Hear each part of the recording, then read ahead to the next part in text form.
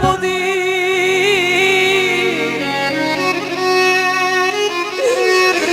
সখী তোমার মতো এমন ভক্ত ত্রিভুবনে দেখি না। আমায় দাও দাও চরণ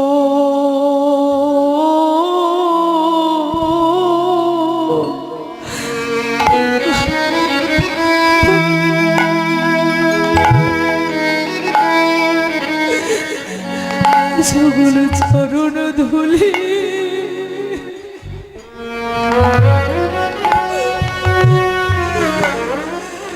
ধুলি দাও গো।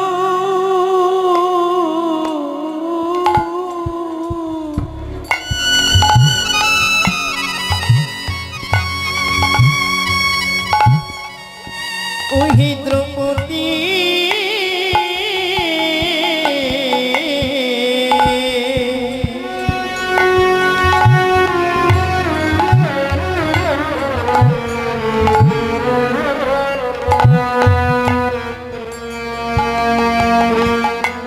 আমায় একবারে দাও দাও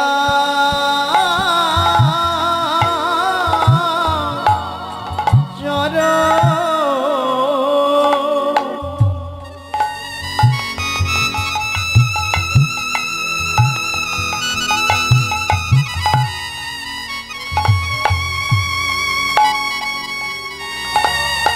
চরণ ধুলি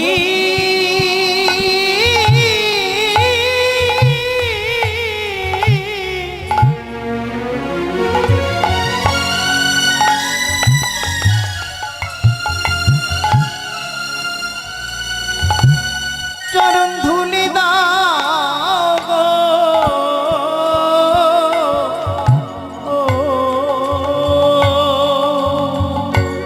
দ্রৌপদী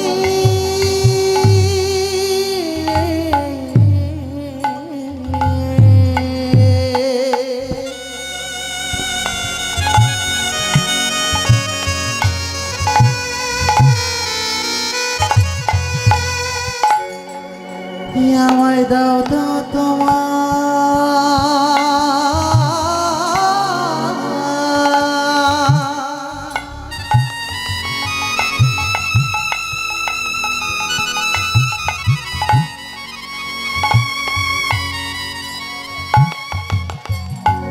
তোমার চরণে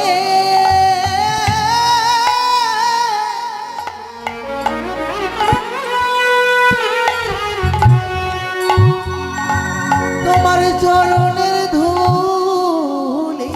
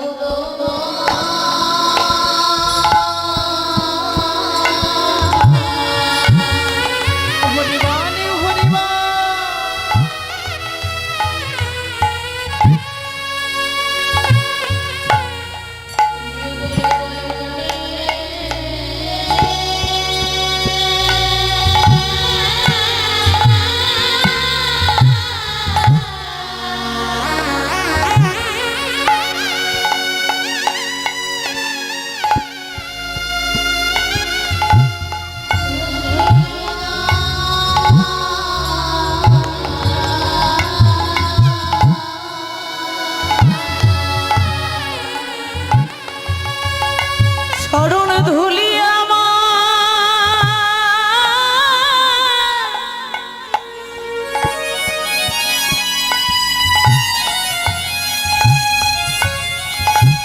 চরণে ধুলি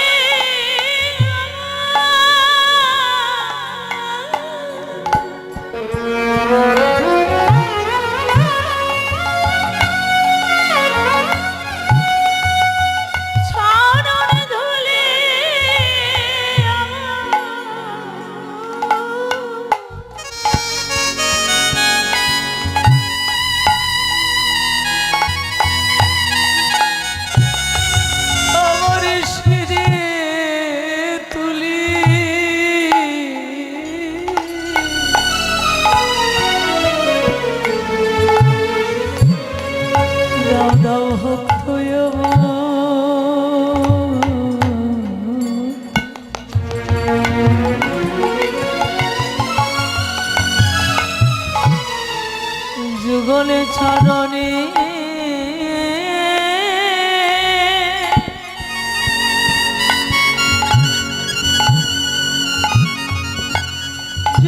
চরণের ধুলি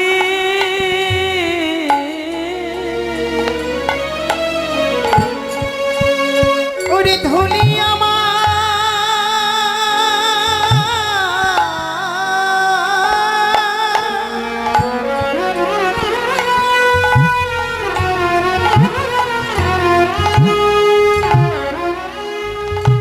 চরণ ধুলি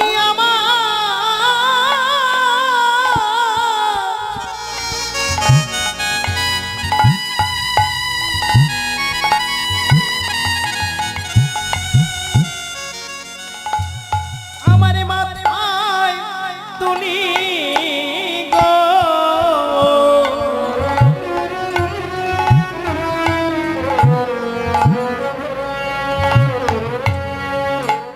দ্রৌপদী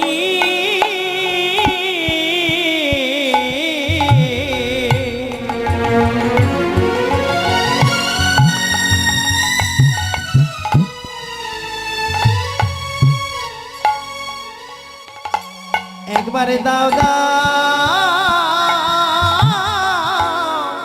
ভক্ত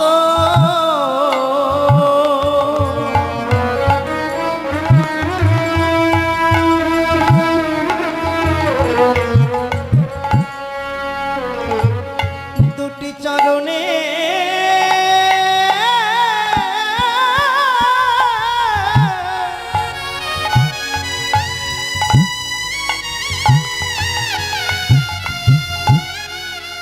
দুটি চরণের ধুলি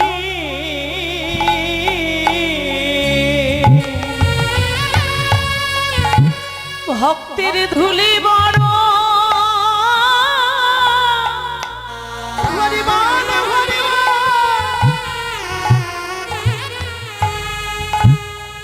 ভক্তের ধুলি বড়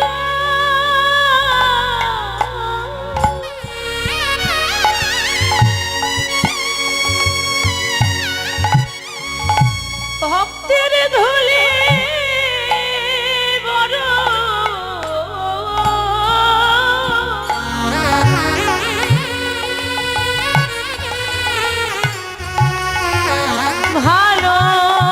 ভালোবাসে চরণ ধুলি মেঘে জনম ধন্য ধরি ধুলি বড় ভালোবাসি ধুলি মেখে এ জন এ ধন্য করি বড় ভালোবাসি আমায় দাও দাও ভক্তের চরণ ধুলি নিব মাথায় তুলি একবারে দাও ভক্ত চরণ ধুলি ধুলি মেখে জনম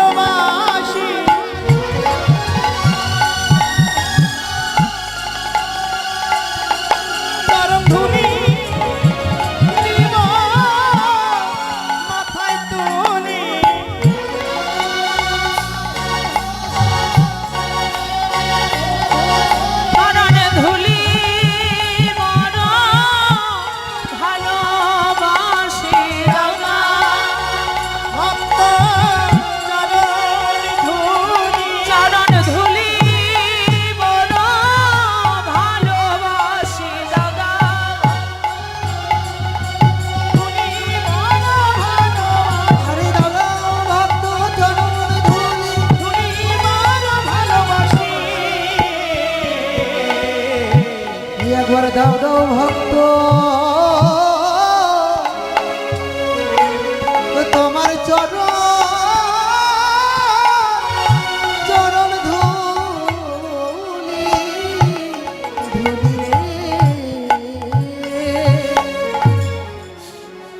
ভক্তির চরণ ধুলি ভগবান আমার গায়ে ধুলা নয় ধুলি নয় গোপীপদ বেনু যেই ধুলি মেখেছিল নন্দের নন্দনকান ভগবান মাখলেন সাধুগুরু বৈষ্ণবের চরণের ধুলি। আজকে দেখুন বাবা, এই যে মহানাম যজ্ঞের আয়োজন করেছেন কমিটি বৃন্দ, লীলা সংকীর্তনের আয়োজন করেছেন, কেন করেছেন? অনেক অনেক অর্থ ব্যয় করে ভক্তের দ্বারে দ্বারে ভিক্ষা করে এনে এই যজ্ঞের আয়োজন একটাই কারণ, সাধুগুরু বৈষ্ণবের চরণ ধুলি পাওয়া। ঘরে বসেও আজকালকার যুগে কৃষ্ণ নাম শুনতে পাওয়া যায় মা, কিন্তু এমন সাধুগুরু বৈষ্ণবের সঙ্গ যদি লাভ করতে হয় তাহলে সৎ সঙ্গের দরকার, বৈষ্ণবের সঙ্গের দরকার, হরি নাম সংকীর্তনের দরকার, তবেই তো বৈষ্ণবের ধুলি পাওয়া যায়। কমিটি বাবারা পারতেন,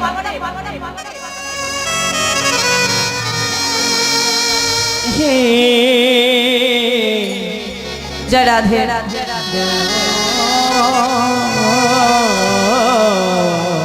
একটু আস্তে আস্তে দেন দাদা, যাতে ওদের বিশৃঙ্খলা সৃষ্টি না হয়। জয় রাধে।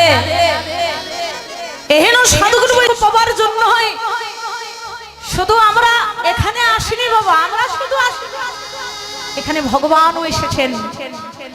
ভগবান নিজেই বললেন, নাহংতি স্বামী বৈকুণ্ঠে যোগিনাং হৃদয়ে নাচ মদ ভক্ত যত্র গায়ন্তি তত্র তিষ্ঠামি হে নারদ। আমি বৈকুণ্ঠে থাকি না, আমি যোগীদের হৃদয়েও থাকি না, বাস করি কোথায়? আমার ভক্তগণ সম্মিলিত হয়ে যেখানে আমার জয় গুণ কীর্তন করে, যেখানে আমার সাধু সঙ্গ হয়, সেখানে আমি স্বয়ং ভগবান। ভক্তের বেশে আমি শ্রবণ করি, আমি কীর্তনীয় বেশে নিজেই কীর্তন করি, আমি ভক্তের চরণ ধুলাই গড়াগড়ি।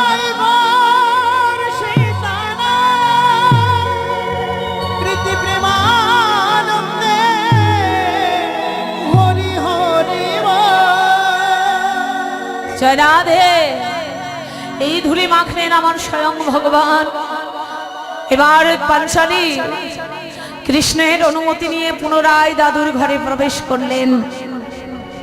দাদুর সঙ্গে সঙ্গে ভানুমতি ভেবে দ্রৌপদীকে আশীর্বাদ করলেন, তোমায় আশীর্বাদ করছি, তোমার শাখা সিঁদুর অক্ষয় হোক, অক্ষয় হোক, অক্ষয় হোক।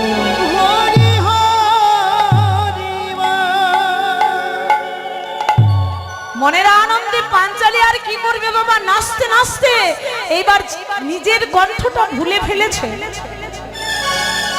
নিজের কণ্ঠটা বলে ফেলেছে, ভানুমতির কণ্ঠটা ভুলে গিয়ে।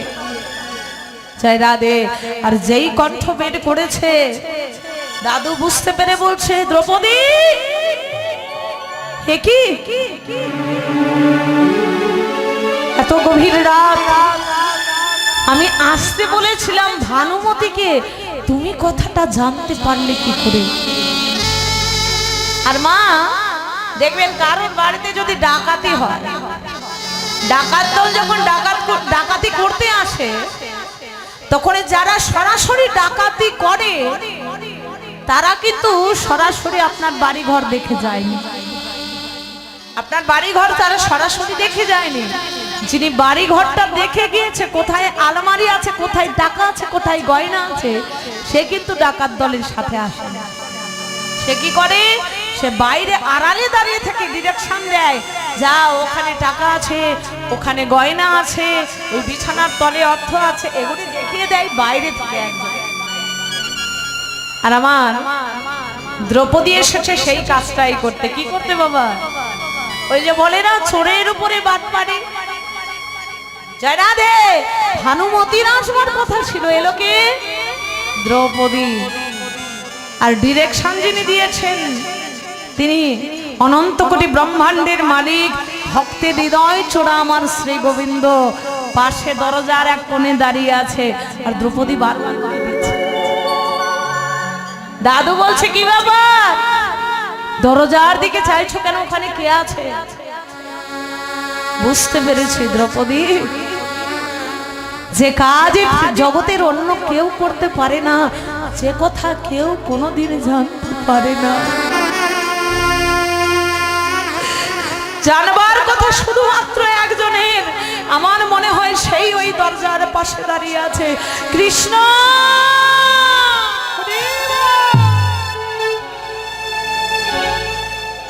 কৃষ্ণ, তুমি ভেবেছো আমি কিছুই বুঝতে পারবো না? এসো কৃষ্ণ, আড়ালে দাঁড়িয়ে কেন আমার সামনে এসো। তুমি জানো না তুমি ভগবান, তুমি কত চতুর, তোমার চাইতে তোমার ভক্ত আরো বেশি চতুর। নিতাই গৌর, নিতাই গৌর সীতানাথ, প্রীতি প্রেমানন্দে হরি হরি হরি। গেল দাপর যুগ, ভক্তির সেই চরণের ধুলি অঙ্গে লেপন করে ভগবান এলেন সোনার নদিয়ায়। জয় রাধে। আনে সুরধ্বনির কিনারা আজ সোনার নুপুর দিয়া পা, সবাই মিলে বাহু তুলে নাচে না গরি গো সুন্দর গৌরাঙ্গ লাই।